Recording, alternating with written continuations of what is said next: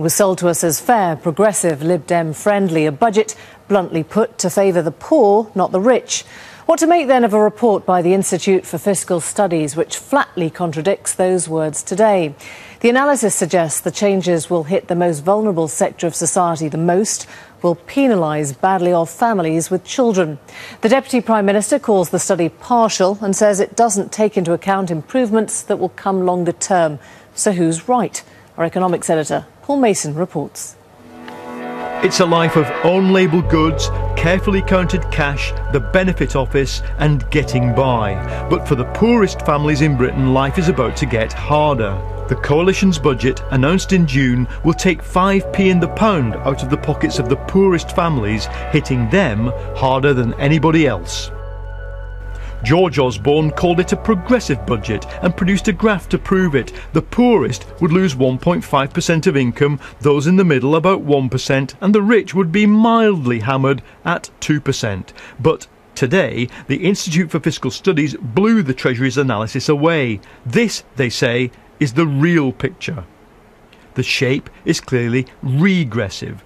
The poorest 10% of families with children lose 5% of their income. The poorest without children lose about the same, and as you got the income scale, you suffer less. The biggest change in terms of the saving to the government in the long term, in terms of benefits, was the decision to link benefits with the consumer prices index rather than the retail prices index or the Rossi index, which they are at the moment. That will save the government £5.8 billion a year by 2014 and more each year after that. And it effectively means that benefits will go up by about 1% lower each year than they would have done previously. Overall, everyone will pay something, but the people at the bottom of the income scale will pay proportionately less than people at the top. The basis for that claim was that the poorest would be insulated against the change in the way inflation is calculated.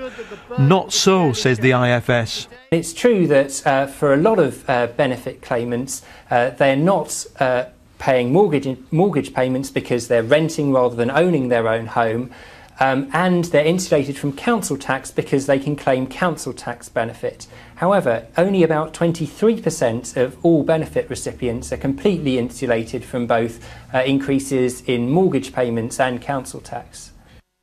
For individual groups, the impact of George Osborne's measures will be even tougher, according to the IFS. A single person, unemployed, no kids, loses 6.25% of income over the next 4 years. And as for the family-friendly budget, well, an unemployed couple with no kids loses 4.5% of their income. The same couple with children would lose 8.2% of income. They must think that by taking benefit support away from families, somehow that incentivises them to work harder. Although all the evidence is it will just push more children and families into poverty. There was a claim today from the Conservatives, yeah, but you're not counting in our cuts in corporation tax, which will help the poorest families. Come on. The fact is they are cutting support for the unemployed, they are cutting the Future Jobs Fund. The public spending cuts will make this even worse. It's a regressive, unfair budget which hits families, women and children the hardest. I don't think even Margaret Thatcher was this unfair. If the budget does hit the poor hardest, that makes things complicated legally for the coalition. The Women's Minister, Theresa May, wrote to the Cabinet reminding them they had a legal duty to assess the budget's impact on disadvantaged groups. If there are no processes in place to show that equality issues have been taken into account in relation to particular decisions, there is a real risk of successful legal challenge. The coalition's anti-poverty rhetoric is loud and clear. The problem is, even within the Tory party, there are competing philosophies at work. The right traditionally emphasises growth as the cure for poverty. The Cameron wing has put its money on the big society and self-help. And then there's the whole benefit reform agenda of Ian Duncan Smith. Now, even some Conservatives begin to fear the whole thing lacks coherence. I don't think it's yet contradictory. So, for instance, I think at the moment everything is synonymous. If, for instance, the neoliberal approach actually delivers growth, well, that's good. But what we need to accompany that is new measures to who gets the rewards from growth, new ways in which it's not just the people at the top who benefit, but everybody benefits. But if they don't do that thinking, then I think we are in danger of a contradictory approach. But I don't think we're there yet. Gordon Brown, when he was Prime Minister, had a very clear sense of what he thought fairness was, and it was a very kind of spreadsheet-driven view of the world. As long as the graph looked right, then that was fairness in the eyes of Gordon Brown.